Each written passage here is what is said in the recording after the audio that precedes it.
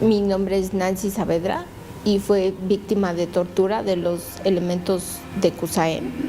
Me desnudaron, me golpearon todo el tiempo que ellos quisieron, donde quisieron en todas las partes de mi cuerpo. Me amenazaron con decirme que si yo denunciaba me iban a desaparecer. Policontundida fue el diagnóstico médico con esguince cervical.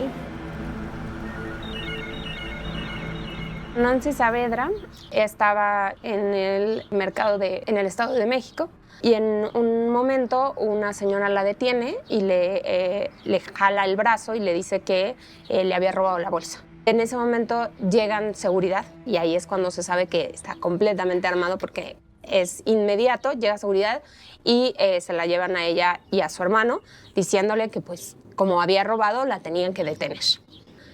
No son policías, hay que aclarar, no son policías estatales, sino es un tipo de policía privada contratada por el Estado de México que se llama CUSAEM.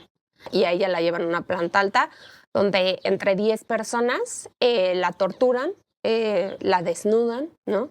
y la agreden sexualmente. Si no daba los 2,000 pesos que supuestamente estaban en la bolsa de la señora, pues no la iban a liberar y la iban a llevar a un ministerio público. La familia, la hermana, llega al lugar, da el dinero y a ella y al hermano la suelta. Y a ella sí realmente no solamente la torturan, sino la torturan sexualmente. El médico legista, al momento de hacerle la inspección de las lesiones, solamente ve las lesiones que estaban visibles sin que se quitara la ropa. Esto es un problema porque la respuesta del médico legista es, pues sí, pero es que no me dijo. ¿Cómo yo iba a saber que tenía otros golpes? Otra vez llevamos a este círculo de la culpable es la víctima, ¿no? Porque no me avisó, ¿no? Cuando hay un protocolo que te dice que lo primero que tienes que hacer es inspeccionarla toda y en segunda instancia no la llevaron a psicólogo. El Instituto Federal de Defensoría Pública es un órgano auxiliar del Consejo de la Judicatura Federal. Es decir, pertenecemos formalmente al Poder Judicial y desde ahí hacemos pues, el trabajo que nos corresponde, sobre todo por mandato legal, que es brindar defensa y asistencia técnica a personas de manera gratuita. Le toca un papel que puede ser complejo, porque es justamente hacer valer estos derechos frente a otro tipo de autoridades, como puede ser la Fiscalía, donde generalmente somos contraparte de la Fiscalía que busca acusar y bueno, desde la defensa buscamos hacer valer el derecho a la defensa. Sin duda, a la Defensoría le toca un papel que puede ser complejo, en tanto ser un órgano de Estado, propiamente parte del Poder Judicial, pero que le responde y a quien le tiene que rendir cuentas en realidad son a las personas usuarias que acuden. Y muchas veces incluso también nos toca hacerlo valer ante instancias internacionales. Con toda la información que tenemos, cuando vemos constantemente omisiones, pues esto corresponde hacerlo llegar, por ejemplo, al Comité contra la Tortura o recientemente al Grupo de Trabajo sobre Detenciones Arbitrarias. La tortura está reconocida desde hace muchos años por tratados internacionales de los que México es parte y ya de forma más reciente, desde 2017, contamos con una ley general en materia de tortura que en gran medida recopila las definiciones y elementos que están en estos tratados. Y la tortura, sobre todo, para que sea tal, tiene que tener 3 elementos principales. El primero es que se cometa de forma intencional. El segundo es que genere daños o sufrimientos, ya sean físicos o mentales. Y el tercer elemento es que se cometa con cualquier propósito. Tiene que haber una finalidad, como puede ser, por ejemplo, el castigar a la persona, el humillarla o el obtener otras pruebas. La tortura se comete por autoridades.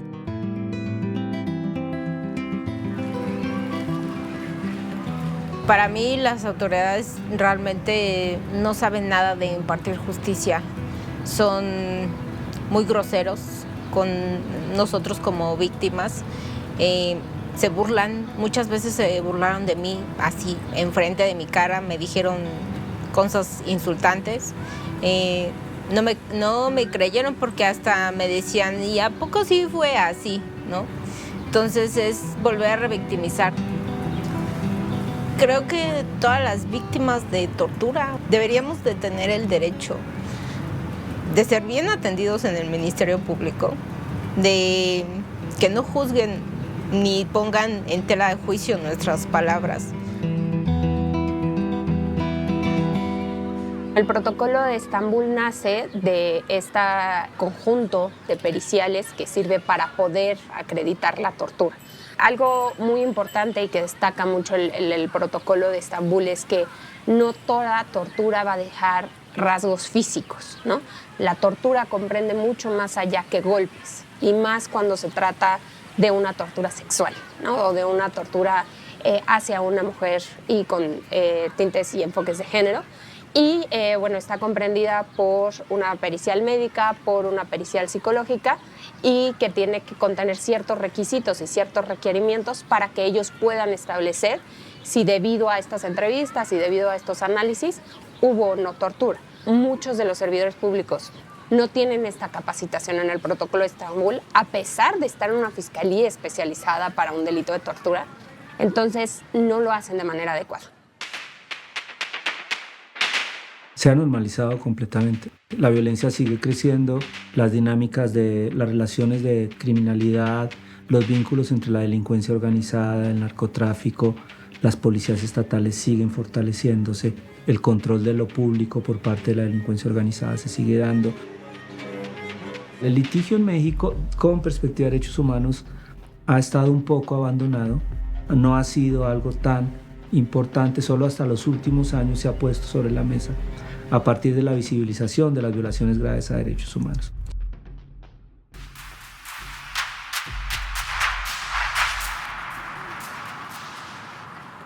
Estar en Ideas es sentirte protegida, segura, que tienes un buen asesoramiento legal, que hacen hasta lo imposible por siempre ayudarte, que son empáticos con tu dolor y que siempre buscan que la ley se cumpla.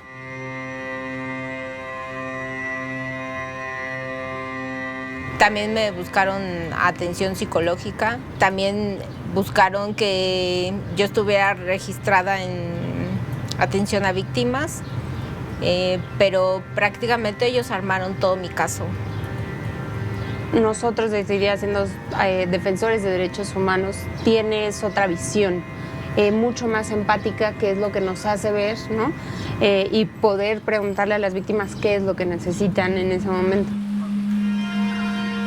Sin el acompañamiento psicológico, yo creo que nosotros como víctimas no podríamos salir ni de casa ni de nuestro lugar de refugio que nos buscamos.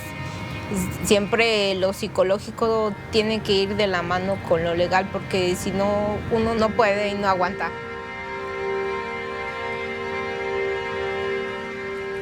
Partimos de un principio, y es que las víctimas deben transformarse. Hacemos un proceso de empoderamiento, aportamos al proceso de transformación, de convertir a la víctima en defensora de derechos humanos.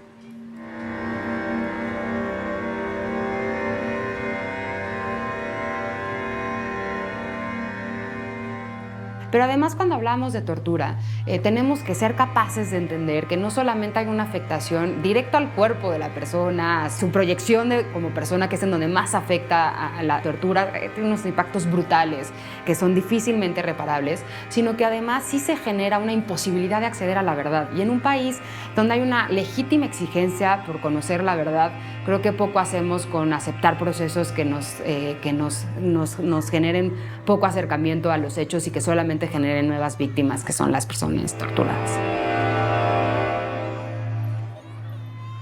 ¿Qué necesito hoy? Que se hiciera justicia, que yo realmente hubiera ganado, que sintiera que todo el camino que he recorrido en estos 6 años que llevo buscando la justicia para mí, estuviera ahí. Sin duda hemos dado pasos relevantes, sin duda contamos ya con mejores herramientas, no solamente en la ley, sino por ejemplo también en la defensoría. Hay cada vez más defensores capacitados para hacer valer la tortura. Hemos avanzado mucho en establecer algunos criterios, por ejemplo, de la Suprema Corte de Justicia de la Nación, que ha emitido protocolos, tesis, que dicen claramente qué tenemos que considerar como tortura, cómo se debe investigar, qué pruebas se tienen que acreditar y cómo se tienen que excluir todas las pruebas asociadas a la tortura para que no sea una persona juzgada con base en eso. esfuerzo importante desde las comisiones estatales, como mencioné anteriormente, del registro de casos de tortura, que luego además permitió otros ejercicios como el que hizo el INEGI con las personas privadas de libertad y que empezó a permitir tener una dimensión más cercana del tema de la tortura. Yo diría que en las últimas décadas el Estado mexicano ha dado pasos importantes reconociendo la dimensión de estos problemas, se ha abierto al escrutinio internacional, se han formulado recomendaciones como la profunda reforma de las corporaciones de seguridad a fin de profesionalizarlas, estableciendo sistemas de rendición de cuentas, reafirmando su carácter civil, lo cual también va a implicar una progresiva desmilitarización de la seguridad pública. Destacaría la adopción e implementación de un plan de persecución penal de la tortura, porque a través de este plan se podrá avanzar en las investigaciones de hechos de tortura y que derive en la identificación y determinación de responsabilidades de servidores públicos. Creo que es importante también redoblar los esfuerzos para continuar con la implementación de la reforma del sistema de justicia penal, dotando al sistema de los recursos necesarios y fortaleciendo las instituciones involucradas, particularmente a las fiscalías y a la judicatura de los estados. En el camino conocemos personas que sí son empáticas y que nos enseñan muchas cosas, como a defendernos, y que todos debemos de ser conscientes realmente de nuestros derechos, porque creo que nadie nos tomamos ese tiempo.